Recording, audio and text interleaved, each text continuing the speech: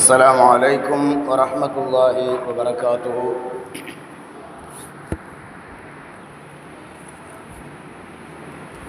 الحمد لله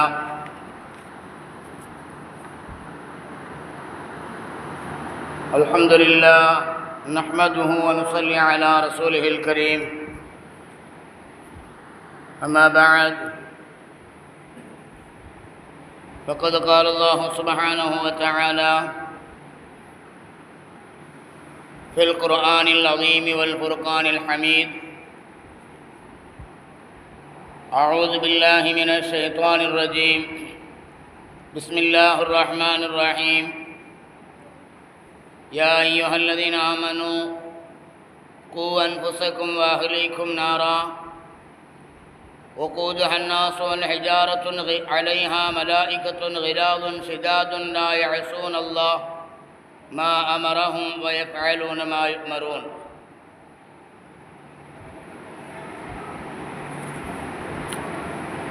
وقال النبي صلى الله عليه وسلم: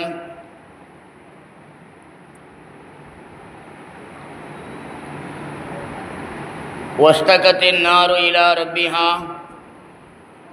فقالت: يا ربي أكل بعضي بعضا، فأذن لها بنفسين، نفس في الشتاء ونفس في الصيف، فهو أشد ما تجدون من الحر وأشد ما تجدون من الزمهرير. صدق الله العلي العظيم وصدق رسوله النبي الكريم. رب اشرح لي صدري ويسر لي أمري واحلل عقدة من لساني يفقه قولي.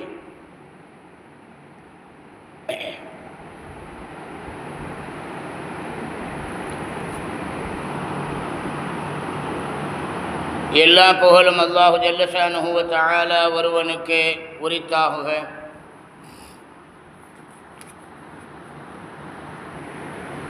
அருமைநாயகம் முஹம்மதுர் ரசூலுல்லாஹ்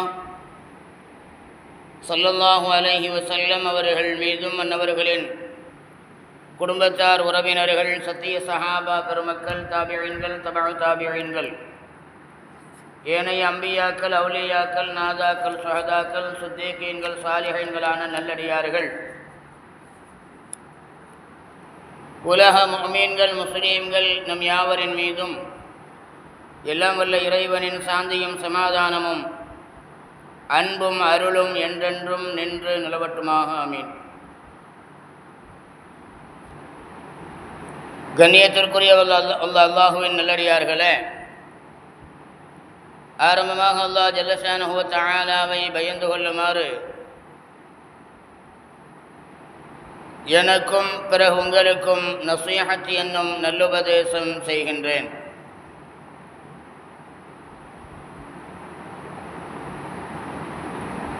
சங்கை வாய்ந்த ஹிஜ்ரி 1446 ஆண்டின் 11வது மாதமாக விளங்கக்கூடிய துல்காதா என்னும் மாதத்தின் 3வது ஜும்ஆவில் இன்றைக்கு நாம் இருந்து கொண்டிருக்கிறோம்.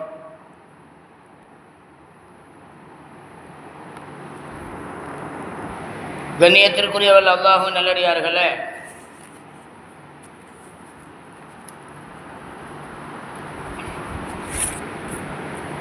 அருமைநாயகம் ஸல்லல்லாஹு அலைஹி வஸல்லம் அவர்களுடைய ஒரு ஹதீஸ், ஒரு அமுத மொழி முஅ்மின்களுடைய விஷயத்தில் இப்படி சொல்லுகின்றார்கள் கண்மணி நாயகம் ஸல்லல்லாஹு அலைஹி வஸல்லம்: அல் முஃமினு சிஜ்னுல் அத்துன்யா சிஜ்னுல் முஃமின் வ ஜன்னத்துல் காஃபிர். இந்த உலகம் முஃமின்களுடைய விஷயத்தில் இந்த துன்யாவாகிறது, இறை நம்பிக்கையாளர்களுக்கு இந்த உலகம் சிறைச்சாலையை போன்றது என்று அருமை நாயகம் ஸல்லல்லாஹு அலைஹி வஸல்லம் அவர்கள் சொல்லுகின்றார்கள். அதற்கு அடுத்து சொல்லுவார்கள் வ ஜன்னத்துல் காஃபிர், இறைவனை நிராகரிக்கக்கூடிய காஃபிர்களுக்கு,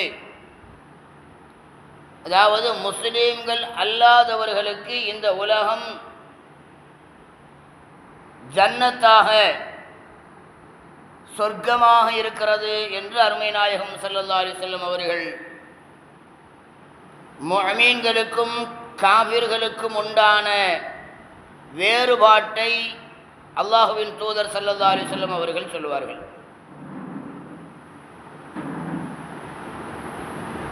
அப்போ முஅ்மின்களாக முஸ்லீம்களாக இருக்கக்கூடியவர்களுக்கு இந்த துன்யாவுடைய வாழ்க்கை இருக்கிறது, அது நெருக்கடியான ஒரு வாழ்க்கையாகத்தான் அல்லாஹ் ஏற்படுத்தி வைத்திருக்கிறான். அந்த நெருக்கடி மிக்க வாழ்க்கையை அல்லாஹுவுக்காக எந்த ஒரு முஅ்மின் முழுமையான முறையிலே பொருந்திக் கொள்கிறானோ, அவனுடைய வாழ்க்கையிலே ஏற்படக்கூடிய ஏற்ற தாழ்வுகளை, இன்ப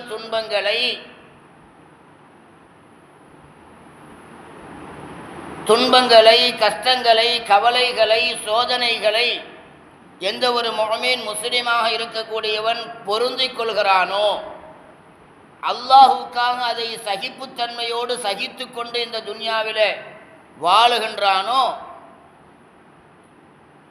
அவனுக்கு மறுமையிலே அதற்கான வெகுமதிகளை, அதற்கான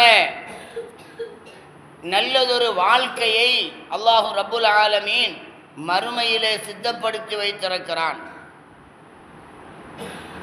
என்ற விஷயத்தை ரத்தின சுருக்கமாக கண்மணி நாயகம் ஸல்லல்லாஹு அலைஹி வஸல்லம் அவர்கள் ஒற்றை வார்த்தையிலே சொல்லுகிறார்கள், அத்துன்யா சிஜ்னுல் முஃமின். முஃமின்களுக்கு இந்த உலகம் சிஜ்ன், சிறைவாசமாக இருந்து கொண்டிருக்கிறது, சிறைச்சாலையாக இருந்து கொண்டிருக்கிறது என்று சொல்வார்கள்.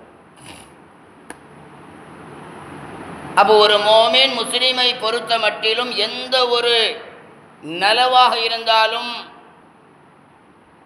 தீங்காக இருந்தாலும், இன்பமாக இருந்தாலும், துன்பமாக இருந்தாலும், கஷ்டமாக, கவலையாக, சோதனையான காலமாக இருந்தாலும், அவைகளையெல்லாம் உலக வாழ்க்கையோடு மட்டும் ஒப்பிட்டு பார்க்காமல் அவை அத்துணையையும் மறுமையோடு, மறு உலக வாழ்க்கையோடு ஒப்பிட்டு பார்க்க வேண்டும் என்று அருமை நாயகம் ஸல்லல்லாஹு அலைஹி வஸல்லம் அவர்கள் சொல்லக்கூடிய அந்த ஹதீஸின் கருத்தாக இருக்கிறது.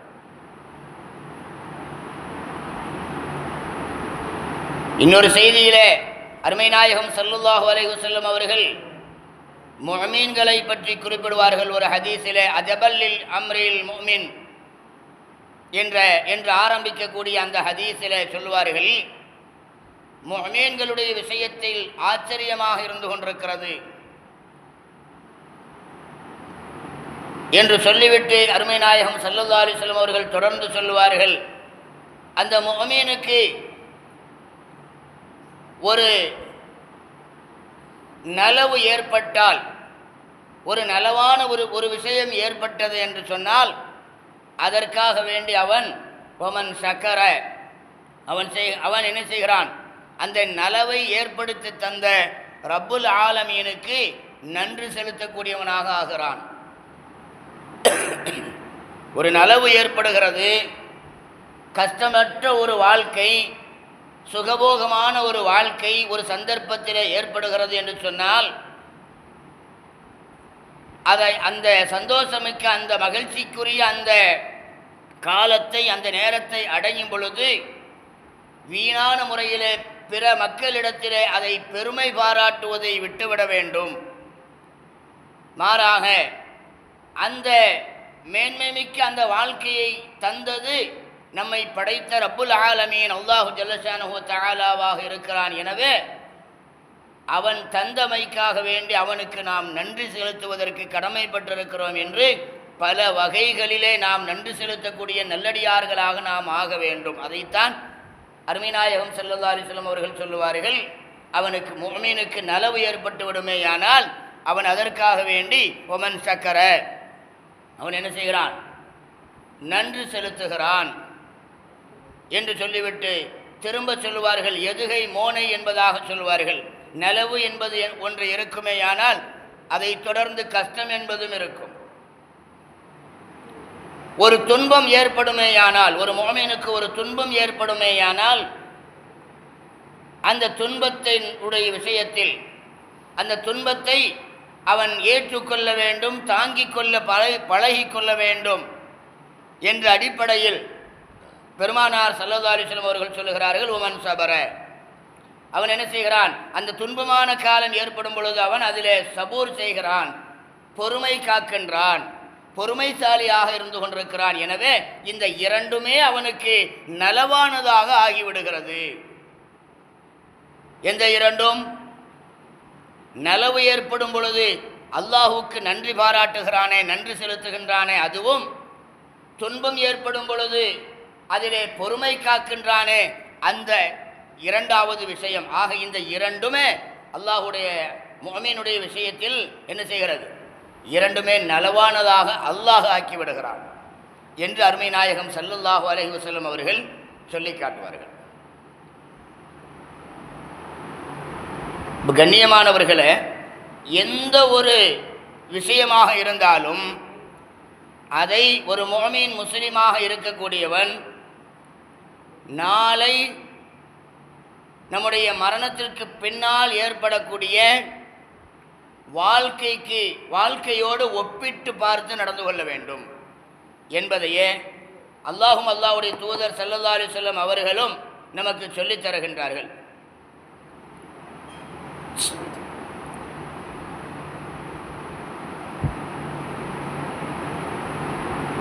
அந்த வகையில் அருமையான பெரியோர்களே, சகோதரர்களே, அல்லாஹு ரப்புல் ஆலமீன் நான் ஆரம்பமாக ஓதி காண்பித்த அந்த இறை வசனத்தில் அல்லாஹ் சொல்லி காட்டுகிறான். இப்பொழுது கோடை காலத்தினுடைய ஆரம்பத்திலே நாம் இருந்து கொண்டிருக்கிறோம். கோடை காலத்தினுடைய வெப்பம், வெயிலினுடைய உஷ்ணம் அதிகமாக இருக்கக்கூடிய ஒரு சூழல். யாரை பார்த்தாலும் எங்கு பார்த்தாலும் கோடையினுடைய வெப்பத்தை பற்றி, வெயிலினுடைய உஷ்ணத்தை பற்றி பேசக்கூடியவர்களாக பல மனிதர்களை நாம் பெற்றுக்கொள்கிறோம். தொழுதுவிட்டு பள்ளிவாசலுக்கு வந்து தொழுதுவிட்டு வெளியிலே செல்லும் பொழுது கூட, உள்ளே வரும் பொழுதும் வெளியே செல்லும் பொழுதும் உஷ்ணம் அதிகமாக இருக்கிறது, வெயில் அதிகமாக இருந்து கொண்டிருக்கிறது, கடுமையாக வெயில் அடித்து கொண்டிருக்கிறது என்றெல்லாம் நாம் சொல்லிக் கொண்டிருக்கிறோம். ஆனால் நான் ஆரம்பத்தில் சொன்னதை போன்று ஒவ்வொரு விஷயத்தையும் நம்முடைய மார்க்கம் உலகத்தோடு முடித்துவிடக்கூடாது. ஒவ்வொரு விஷயத்தையும் நாம் மறுமையினுடைய வாழ்க்கையோடு ஒப்பிட்டு பார்க்க வேண்டும் என்று அல்லாஹும் அல்லாஹ்வுடைய தூதர் ஸல்லல்லாஹு அலைஹி வஸல்லம் அவர்களும் நமக்கு தெள்ள தெளிவாக சொல்லித் தருகின்றார்கள். அந்த அடிப்படையில் கண்ணியமானவர்களே, வெயிலின் வெப்பம் இருக்கிறதே, அது நரகத்தினுடைய வெளிப்பாடாக இருந்து கொண்டிருக்கிறது என்று ஹதீஸின் கருத்தாக இருந்து கொண்டிருக்கிறது. இந்த வெயிலின் வெப்பமும் நரக வெப்பத்தினுடைய ஒரு வெளிப்பாடு என்று நாயகம் ஸல்லல்லாஹு அலைஹி வஸல்லம் அவர்கள் சொல்லி காட்டுகின்றார்கள்.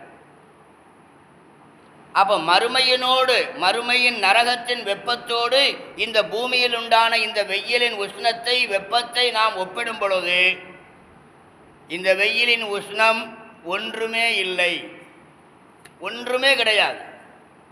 இது ஒரு வெப்பமே அல்ல என்று சொல்லக்கூடிய அளவிற்குத்தான் அல்லாஹு தஆலா இந்த துன்யாவினுடைய வெயிலின் வெப்பத்தை, உஷ்ணத்தை வைத்துக் கொண்டிருக்கிறான். ஸல்லல்லாஹு அலைஹி வஸல்லம் அவர்கள் ஒரு ஹதீஸிலே இப்படி சொல்லுவார்கள், உங்களின் உலக நெருப்பாகிறது நரக நெருப்பின் 70 பாகங்களிலிருந்து ஒரு பாகமாகும். நரகத்தினுடைய நெருப்பு இருக்கிறது, அந்த நெருப்பை 70 பங்காக வைக்கிறார்கள். அந்த 70 பங்கில் ஒரு பங்கு தான் உலகத்திற்கு தரப்பட்டிருக்கக்கூடிய மொத்த நெருப்பும்.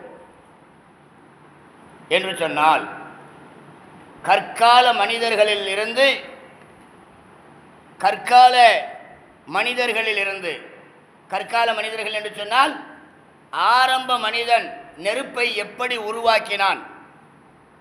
அப்போ இப்போ நமக்கு மத்தியில் தீப்பெட்டி இருக்குது இல்லையா, இது போன்ற தீப்பெட்டி எல்லாம் அப்போ கிடையாது. அது என்னமோ ஒரு கல் சொல்லுவாங்க, அது சரியாக ஞாபகத்துக்கு இல்லை, ஒரு கூழாங்கல் மாதிரி இருக்கும். அந்த ரெண்டு கல்லையும் ஒன்றோடு ஒன்று உரசினால் தீப்பற்றி கொள்ளும், நெருப்பு பொறி வரும். அதை வைத்து தான் என்ன செஞ்சாங்க அந்த காலத்து கற்கால மனிதன், அவன்தான். ஆரம்ப மனிதர்கள் எப்படி செஞ்சுக்கிட்டாங்க, அந்த கல்லை உரசி தான் நெருப்பை ஏற்படுத்திக்கிட்டாங்க. சிக்கி முக்கி கல்லை என்னமோ சொல்லுவாங்க தமிழில். அப்படி கற்கால மனிதன் முதல் கடைக்கோடி கியாமத்தின் சமீபத்தில் பிறக்கக்கூடிய கடைசி மனிதன் வரை உபயோகப்படுத்தக்கூடிய அத்தனை நெருப்பும், அவ்வளவு நெருப்பும் உலகத்தில் முஸ்லீம்கள் மட்டும் கிட்டத்தட்ட 140 கோடி என்பதாக ஒரு கணக்கெடுப்பு சொல்லுகிறது. 140 கோடியை தாண்டிய ஒரு நிலையில் இருக்கிறது.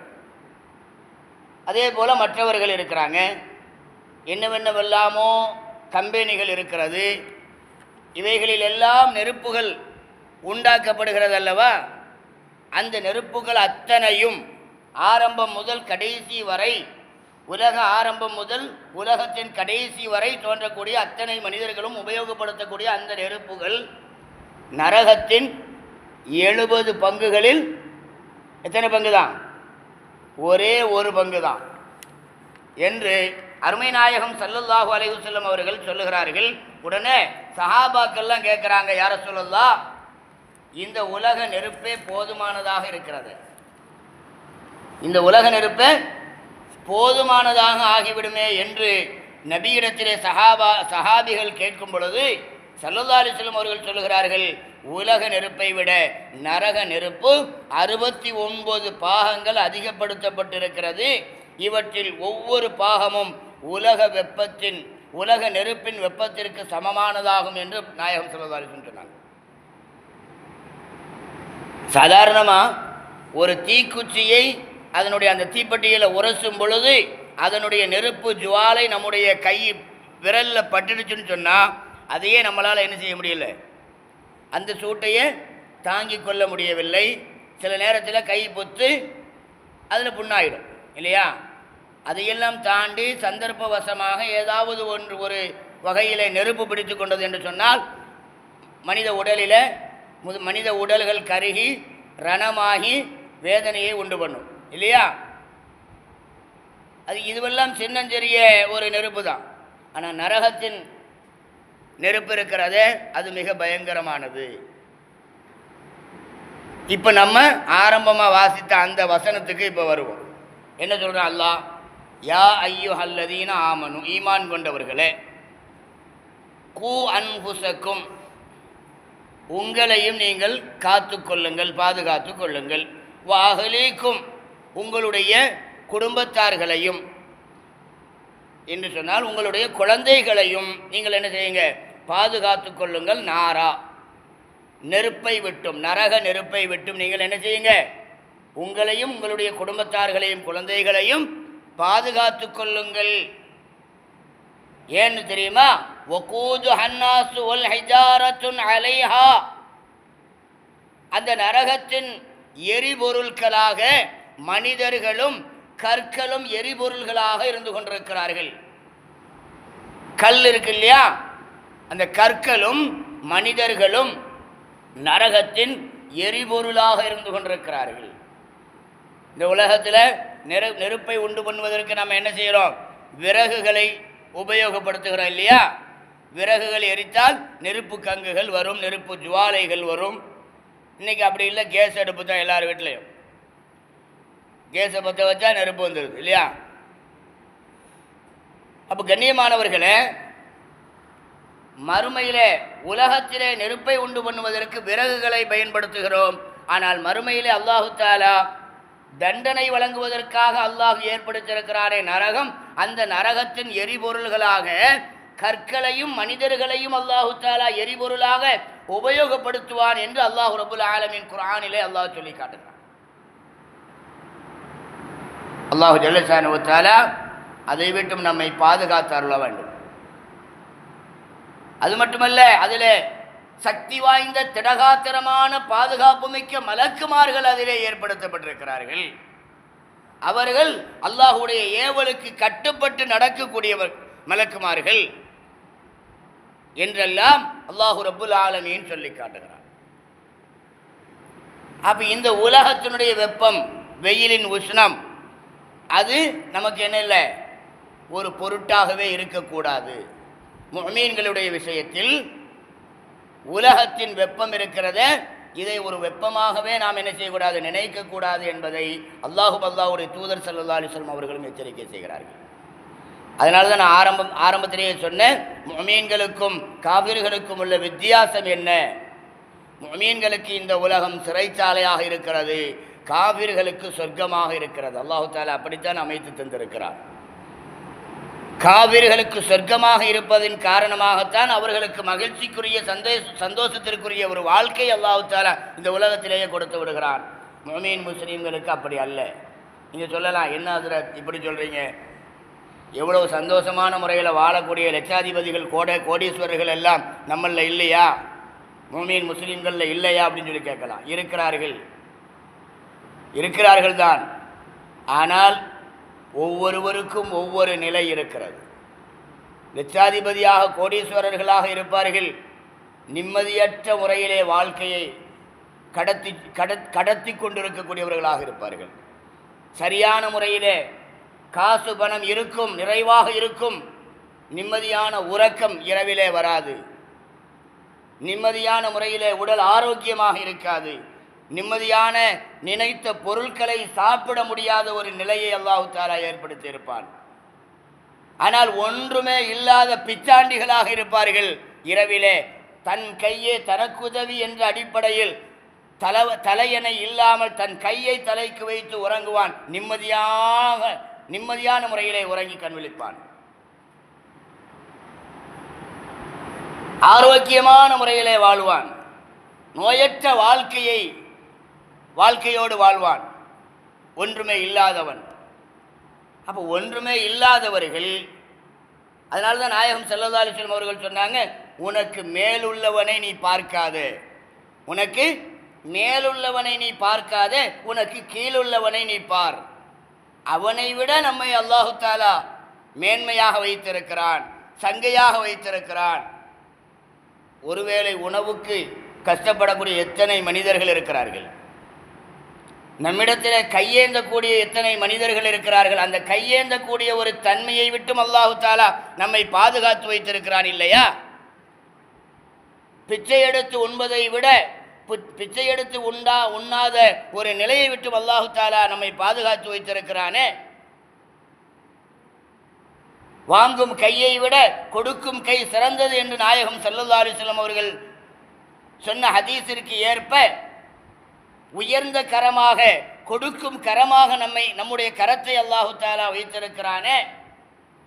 இது அல்லாஹு தஆலா நமக்கு செய்திருக்கக்கூடிய நிஅமத்தாக இல்லையா? அப்ப கண்ணியத்திற்குரிய பெரியவர்களே, சகோதரர்களே, முஃமினை பொறுத்த மட்டிலும் எந்த ஒரு விஷயமாக இருந்தாலும் அதை நாளை மறுமையினுடைய வாழ்க்கையோடு ஒப்பிட்டு பார்க்க வேண்டும் என்று அல்லாஹ்வுடைய தூதர் ஸல்லல்லாஹு அலைஹி வஸல்லம் அவர்களும் சொல்லுகிறார்கள். அப்படி பார்க்கும் பொழுது இந்த வெயிலினுடைய உஷ்ணம் இருக்கிறத, இதை நரகத்தோடு ஒப்பிட வேண்டும். ஒரு சந்தர்ப்பத்திலே நாயகம் ஸல்லல்லாஹு அலைஹி வஸல்லம் அவர்கள் சொன்னார்கள், இஷ்டகத்தின் நாரு இலா ரப்பிஹா, நரகம் அல்லாஹ்விடத்திலே ஒரு முறையிடுகிறது. நரகம் அல்லாஹ்விடத்திலே முறையிடுகிறது. ஃபகாலத், அது சொன்னதான், யா ரப்பி, என்னுடைய இறைவா, அகல பாதி பாதா, என்னில் சிலதை சாப்பிட்டு விடுகிறது. நாம் பழக்க பாஷையில் சொல்லுவோமா இல்லையா? பசியினுடைய உச்சத்தில் இருக்கும் பொழுது, கடுமையான பசியாக இருக்கிறது, பெருங்குடல் சிறுகுடலை தின்றுவிடும் அளவிற்கு பசியோடு இருக்கிறேன் என்று சொல்லுவோம் அல்லவா?